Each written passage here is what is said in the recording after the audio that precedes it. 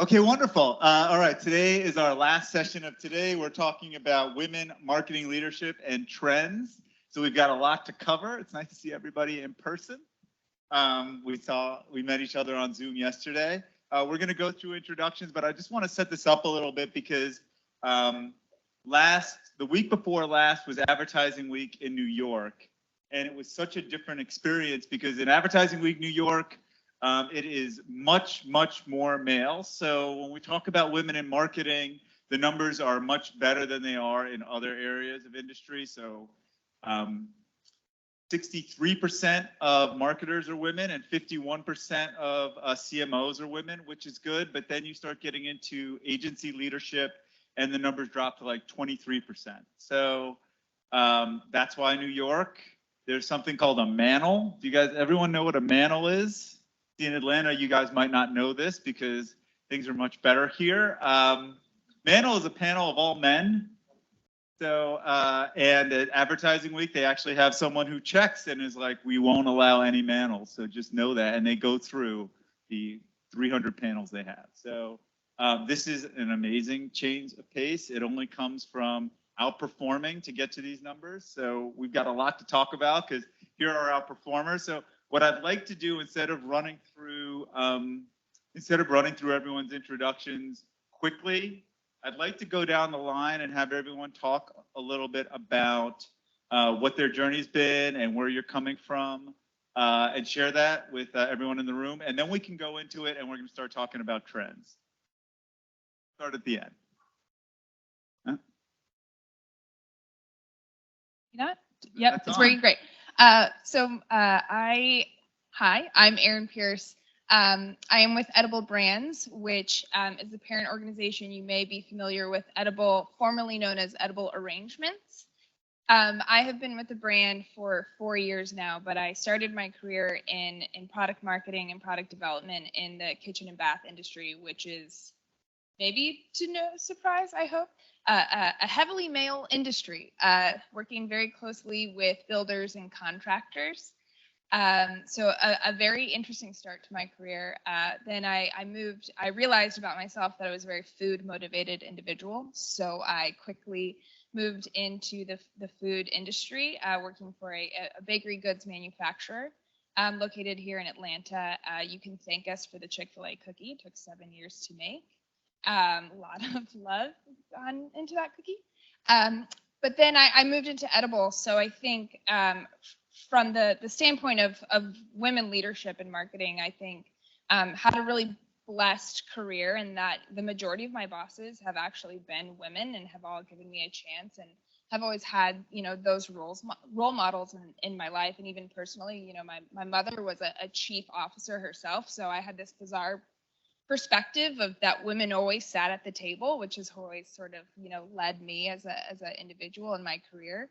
But yeah, I've been with Edible for about 4 years now and came to the brand in a very interesting time when they moved their headquarters from Connecticut down to Atlanta, and essentially rebuilt the organization and rehired almost every department. So I was one of the first members to join on the team here at Atlanta. We were charged with transforming the brand. So at a similar time that Dunkin' became Dunkin' from Dunkin' Donuts, Edible also became Edible from Edible Arrangements. And it was, my job and my team's job to make that transformation come to life. And so part of that was not only, changing a logo, but also changing what the brand offers itself. So becoming more than just fresh fruit, although that is delicious, especially when it's covered in chocolate. But what else do you need to celebrate what's good in life, which is the brand's purpose and its mission? And so my team was responsible for really setting the strategy for what Edible has become now, which is significantly more than just fresh dipped fruit, but it's handcrafted cookies and cheesecakes and brownies and gourmet popcorn and gourmet chocolates, and really living up to what Edible is, more than just arrangements.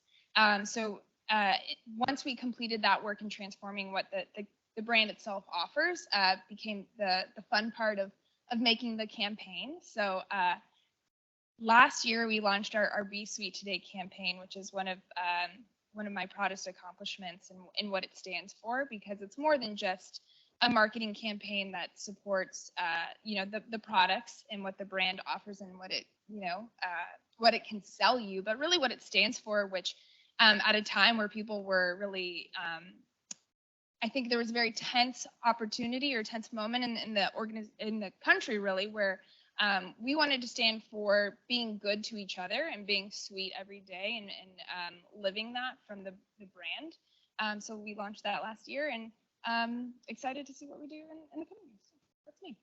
Amazing. And that is the exact kind of intro we're looking for, so we can get into it. So thank you for kicking us off that way. Kimberly. Hello, everyone. My name is Kimberly Odell. I oversee the CRM and loyalty side of the business at Reserve Bar. For likely most of you, you are not familiar with Reserve Bar, but it is a online curated wine and spirits site, or more commonly known as the online liquor store, where you can get alcohol delivered to your home. So I've been there since March of this year, but as Liz mentioned, I did get my start here at IHG. I spent a lovely 6 years at the company, and this is actually my first time back since I left and quite a few years ago. So after I had the opportunity to oversee a lot of the development for IHG's loyalty program for our Intercontinental Ambassador team, a lot of learning, understanding the deep insights of hospitality programming, a lot of the marketing elements of loyalty programs.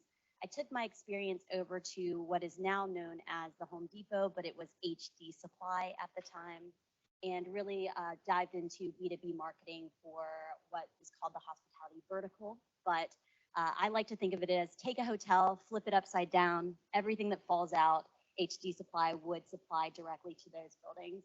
And I always used to think from a marketing perspective that for me, I was like, I can market anything. I can market toothbrushes, I can market hotel rooms. And then I went to market toothbrushes. And I will say it is not nearly as exciting as marketing lovely vacations and hotel rooms.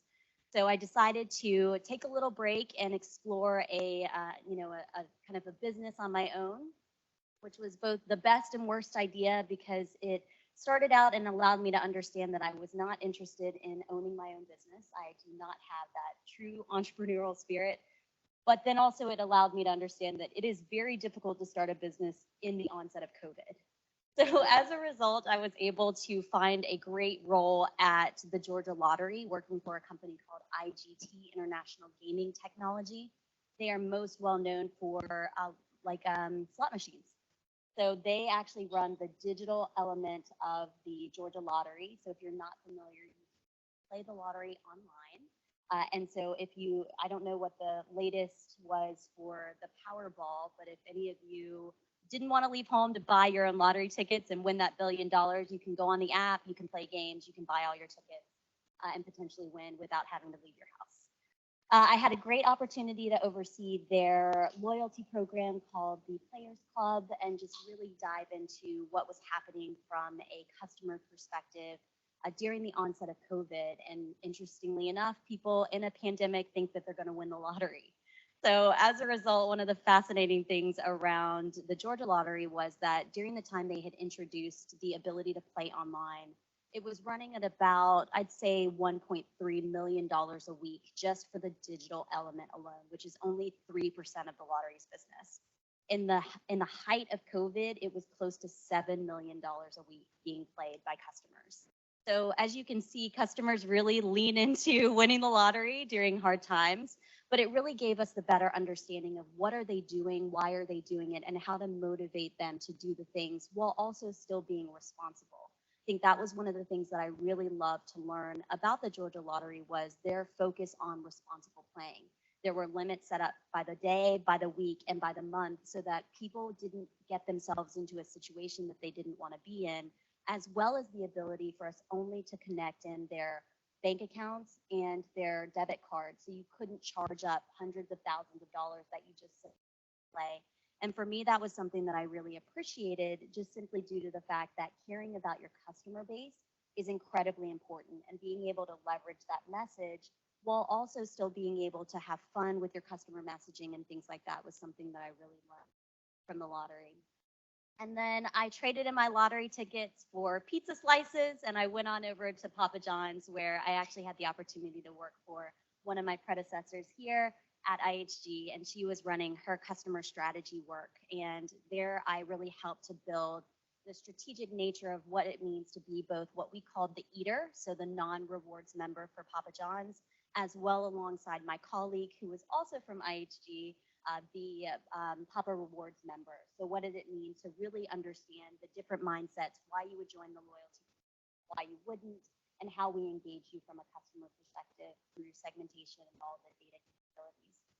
And then finally, I traded in my pizza slices for alcohol. So I've hit all the vices that you can possibly do. And that finds me at Reserve Bar.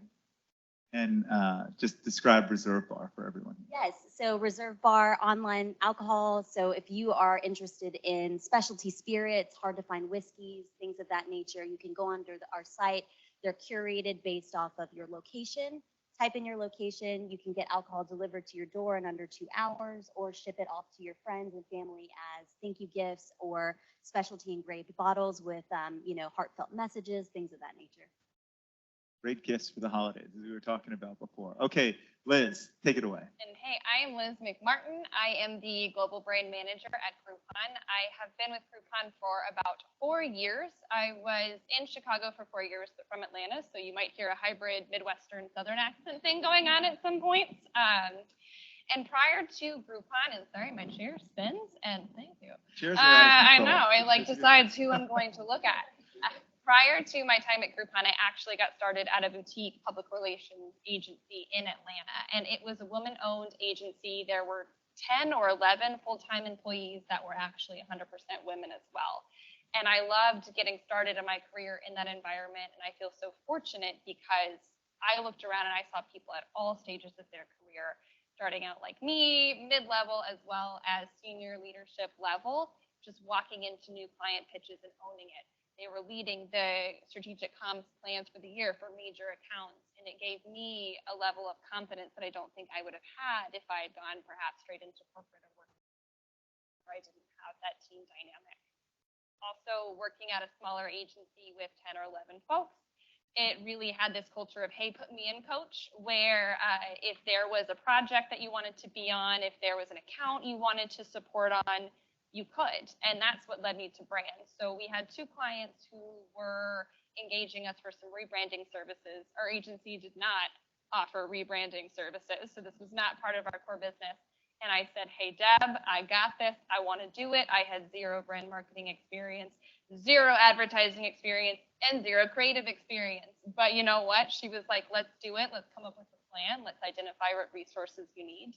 And that's where I fell in love with brand marketing. And that led me to Groupon, where I joined the brand at a really pivotal moment.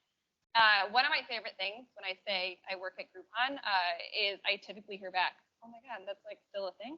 I didn't know you still existed. And I bet some of y'all were thinking it. Or the second thought is, oh my God, when's the last time I used Groupon? It was 5 years ago. And I love hearing that because that sums up the challenge and opportunity for our brand. And that's what I was brought on to lead. So our strategic brand repositioning. So moving beyond just deals, discounts, coupons, and standing for something more. So leading the research to identify experiences as the white space we want to move into. And then going on, we're on year 3 of a multi-year initiative. And that culminated in the launch of our first consumer-facing articulation of our new brand platform, Grab Life by the Groupon, last year. And ever since then, we've launched a number of campaigns for Super Bowl, for holiday. We came up with our own event, Groupon Day, which we had our 2nd annual Groupon Day on Friday, October 14th, all under this new experiential brand platform. So it's been a really exciting time for the brand. My favorite thing is I get to make a brand cool and relevant again. So it makes work really exciting. And I now even work for some amazing women in senior leadership too, who continue to give me high visibility projects, put me in on things, and have really just opened the door and paved the path for my career that I wouldn't have had if I worked for else. It's a real benefit of the agency life that you went into the agency not understanding rebranding and saying, I'm going to figure it out. And now you are in a ginormous rebranding opportunity. I went from a company of 10 to 11 people working for a couple small scale brands, and then jumped in for a company of 6,000 and led a global brand repositioning, like new brand, Viz ID, all that good stuff. So, I guess you figured it out. We figured it out. I hope so. Y'all tell me. You'll get the creative and you tell me. Thank you. Wonderful. All right, Shermika. I'm Shamika Better, Senior Channel and Customer Marketing Manager for Kimberly-Clark.